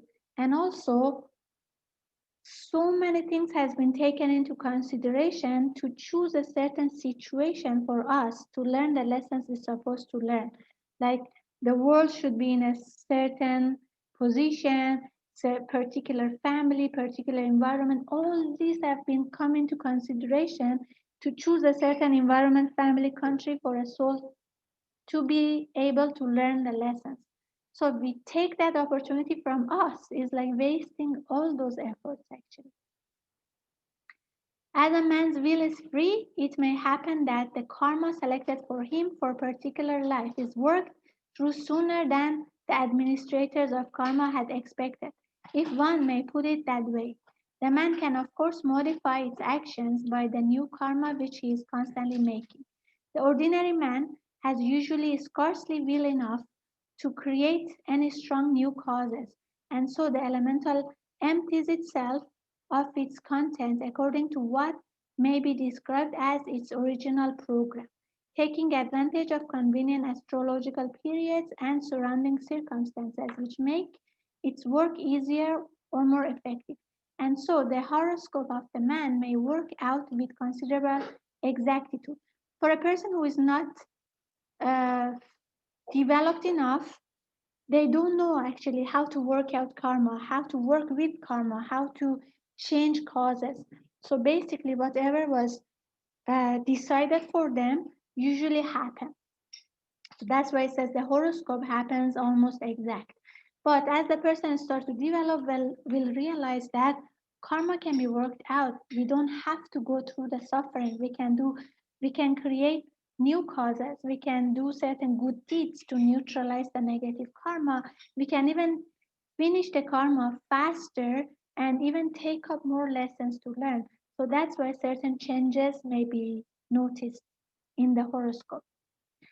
But if the man be sufficiently developed to possess a strong will, the elemental's action is likely to be much modified, and the life will by no means follow the lines laid down in the horoscope. So means some ability to change.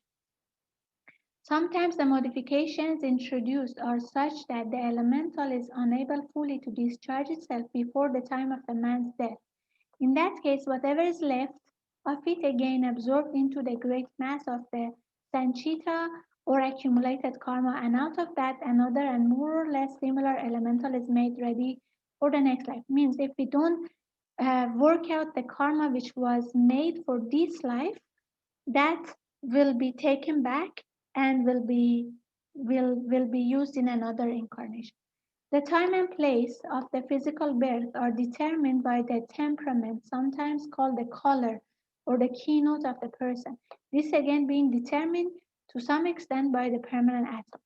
The physical body must be born into the world at a time when the physical planetary influences are suitable to the temperament. Hence, it is born under its astrological star. So, like based on the programs of the seeds, then certain time will be chosen for birth and certain what you call country. Needless to say, it is not the star that imposes the temperament, but the temperament that fixes the epoch of birth under that star.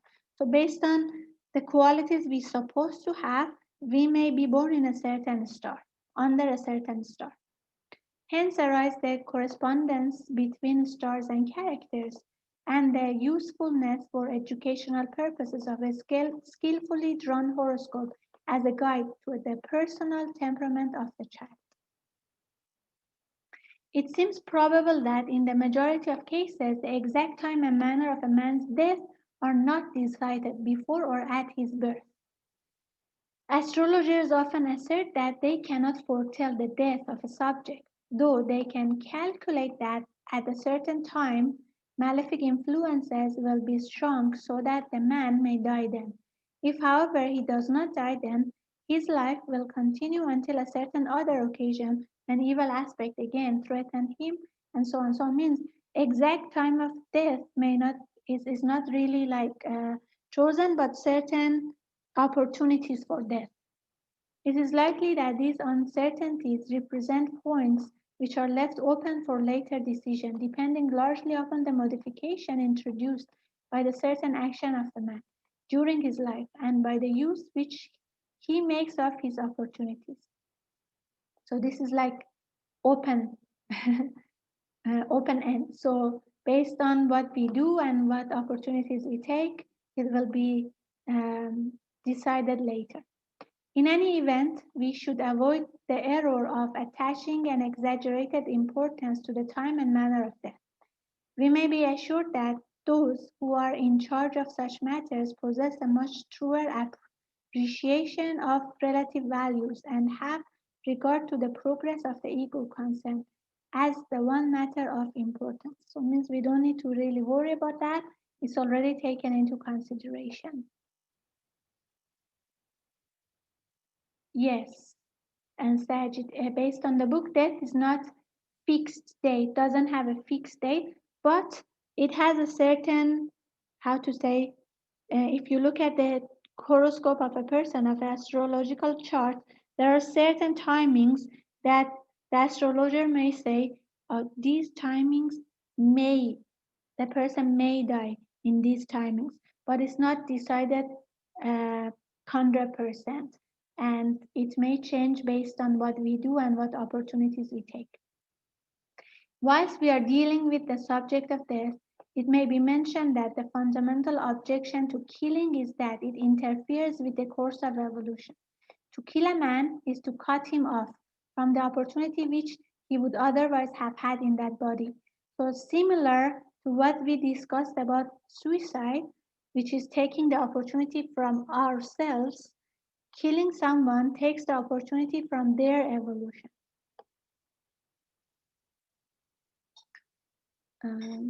Saj is saying, hence, souls can defer death to some extent to do their closures with family. Yes, sometimes it's possible. Not exactly to have closure with family, but for example, I heard from Master Faith sharing her experience of clairvoyance looking at the time of death of Grandmaster. So before Master passed away and have his samadhi, he was checking with Master Faith to look at the exact time. And Master Faith saw that his body becomes light and becomes a huge light. And then she realized what it means. Then she asked Grandmaster, can we negotiate and postpone? Then Grandmaster said, I have already postponed, if I'm not mistaken, twice, something like that. And that was because of what he had to do, his responsibility. So he wanted to bring the work of pranic healing to a certain stage before he moves on, something like that. So because of certain reasons, certain responsibilities, taking certain opportunities, things like that, the time of death may be changed. So he will, of course, have another body later on, but he has been delayed and additional trouble has been given to the agents of karma in finding another place for his evolution. Exactly what we said about suicide is now here about killing of a person, because the same thing happens.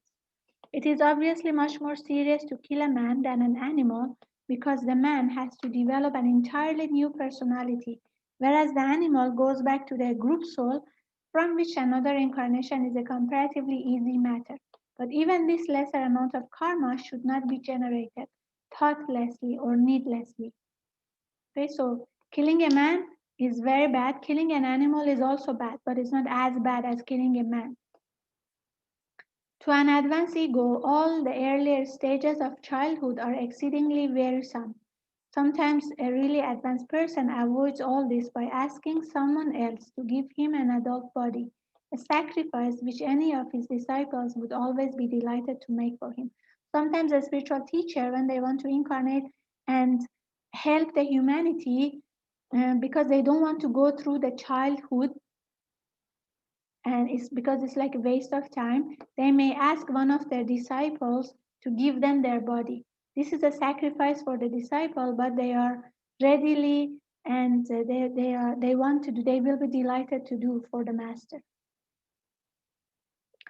To an advanced ego, all the earlier stages of childhood are exceedingly wearisome. Sometimes a really advanced person avoids all this by asking someone else to give up. This is exactly what we read.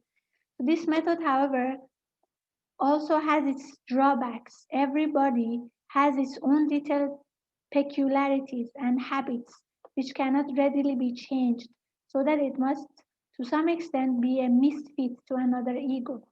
In the case under consideration, the man would have retained his old mental and astral bodies, which are of course counterparts of his previous physical body, to adapt this to the new physical body, grown by someone else, may obviously often be a very difficult business.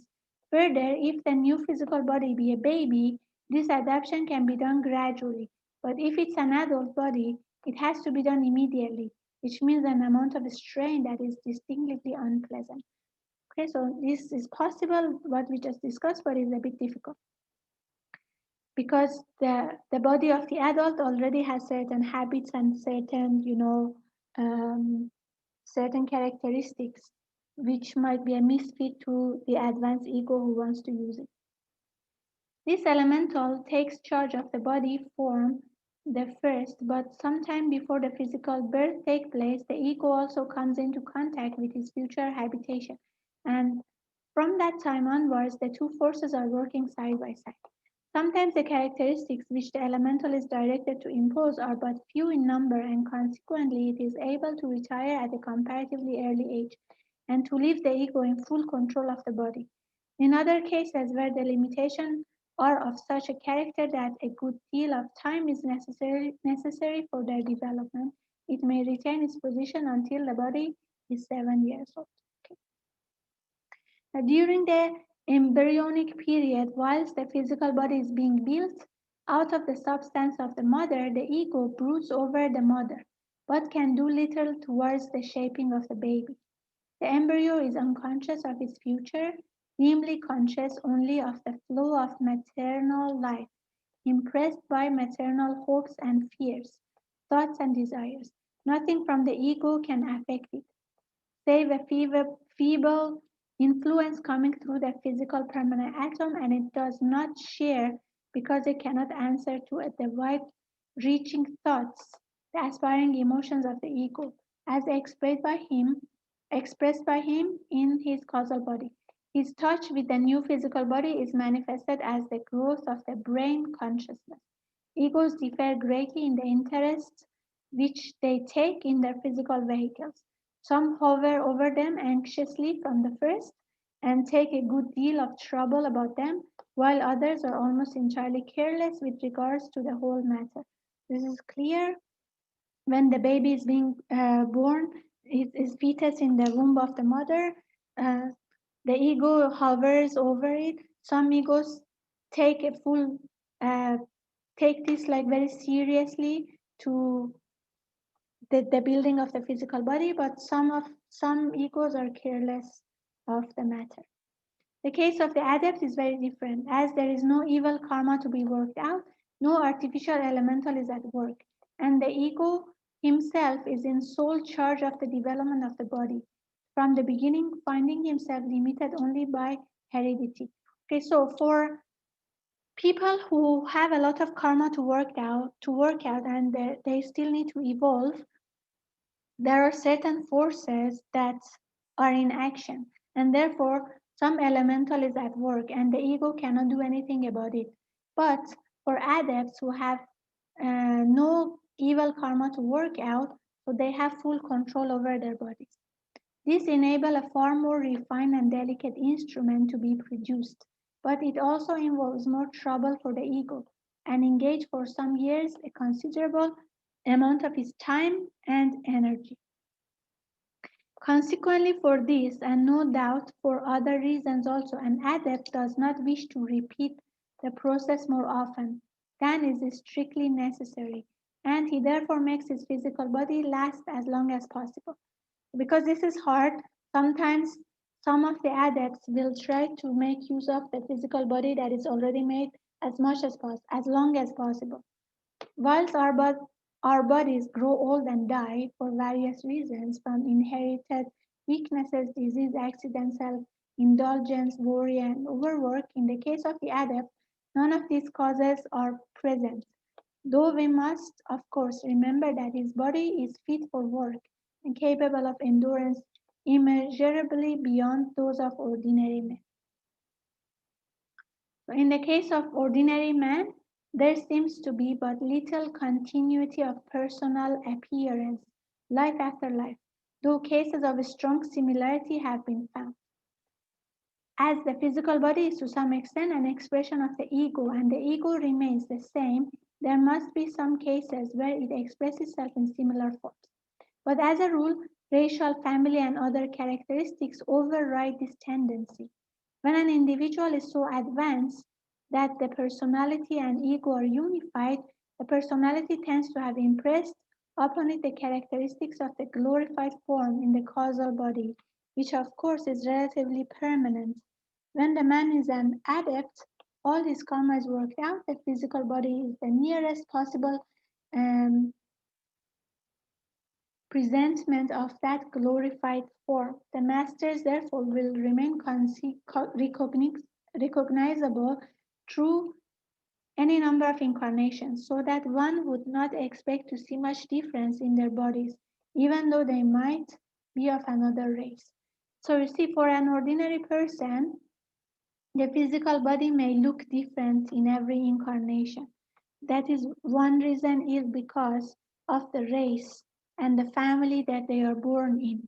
But for a person who is already developed like an adept, you- um, the incarnated soul and higher soul are one, and also there is no karma to work out. So the shape of the physical body may be very similar in various incarnations. So it's recognizable.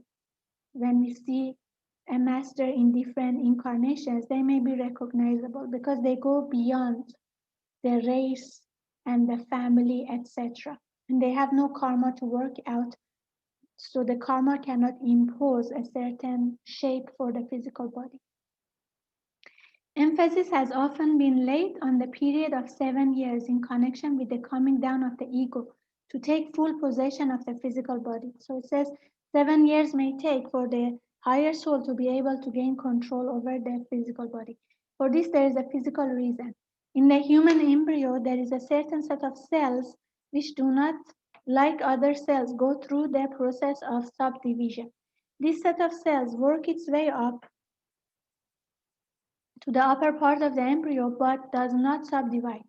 When the child is born, they are still separate and remain separate for a considerable period in their postnatal life. Changes, however, do occur within the cells and they send out branches. These branches, after a time, meet the intervening dividing walls, being absorbed so that the cells are completely intercommunicating. Thus is built a channel. The process occupies some 7 years until a fair network is formed, becoming more and more complicated later. So it takes about 7 years for this network to be formed for the higher soul to be able to gain control. Physiologists and psychologists point out that until this complex network is made, the child cannot reason to any great extent. and he should not be given any mental process of complicated reasoning, which puts too great a strain upon him. Materialistic science affirms that with the growth of this network, the power of reasoning grows. So um, the science is already proving that fact. The occultist would explain the phenomenon by saying that as the physical mechanism is perfected, the power of reasoning which already exists in the ego is able to manifest itself. The ego has to wait until the brain is ready for him to come into close touch with uh, and permeate it. So the ego has to wait, the higher soul has to wait for the brain to be ready to receive the impressions of the higher soul. It was stated above that during the descent of the ego to rebirth, there are drawn round the permanent atoms materials for the building of the new mental and astral bodies. So if the young child is left entirely to himself, the automatic action of the astral permanent atom will tend to produce for him an astral body precisely similar to that which he had in the last life.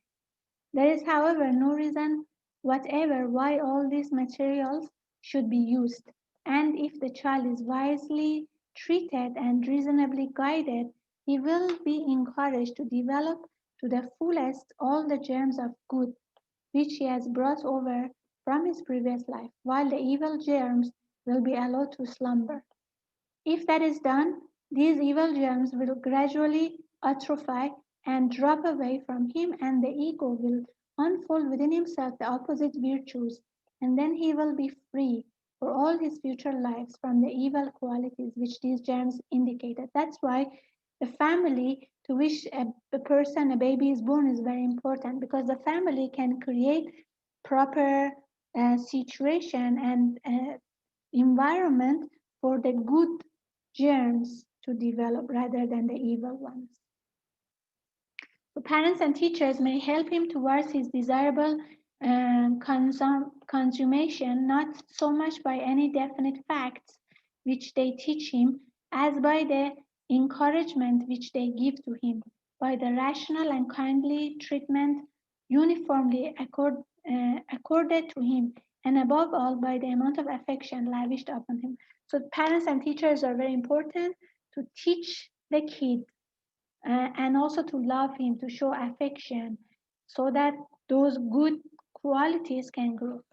We may, however, add that one who, instead of arousing love and good qualities in his charges, awaken in them evil qualities such as fear, deceit, and the like, is hampering the progress of the ego's concern, and thus doing them serious positive harm. Misuse of such an opportunity involves a terrible fall for the man. In some cases, for example, cruelty of this nature may result in insanity, hysteria, or neurasthenia. In other cases, it results in a cataclysmic descent in the social scale, such as Brahman being reborn as a pariah as a result of cruelty to children. So, as parents and teachers can help to grow the good seeds, they can also grow the evil seeds. And in that case, even Brahma can be born as a pariah, like the evil seeds will grow and overshadow the good seeds. On the same principle, a man who, having wealth and power, uses his position to oppress his employees generate very bad karma. The only aspect of the matter which concerns the agents of karma is that the man in such a position has in his hands an opportunity of being a helpful influence in the life of a number of people. He neglects or abuses such an opportunity at his own peril. So means in every incarnation, if we help others to grow, we are generating good karma. But if we use our position to create trouble for the people under our care, then we are creating negative karma because we are misusing that opportunity. We are not making use of the opportunity. Okay, so chapter 23 was a very long one. I was hoping to finish until chapter 25, but I think we have to stop here. It's already 9 o'clock. Hope you enjoyed the session today.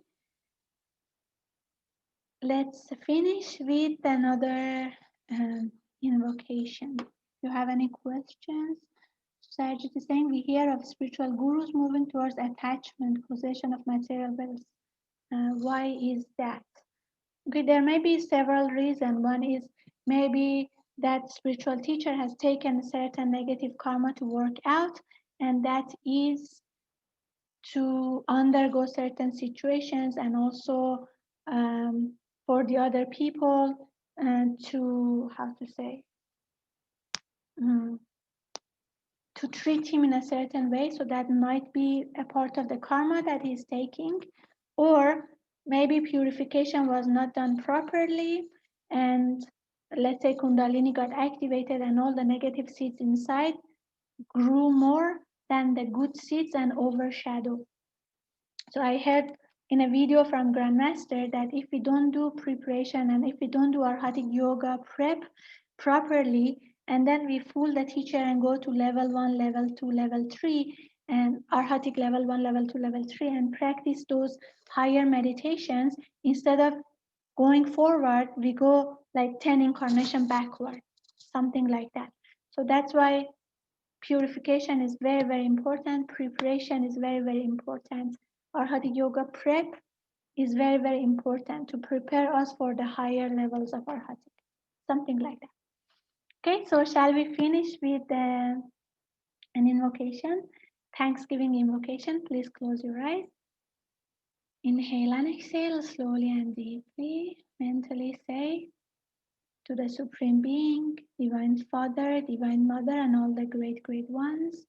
Thank you for all of your priceless blessings, for divine light, divine love, and divine power, divine guidance, help, and protection, inner healing and physical healing, good health and happiness, prosperity and abundance, spirituality and illumination. Thank you in full faith.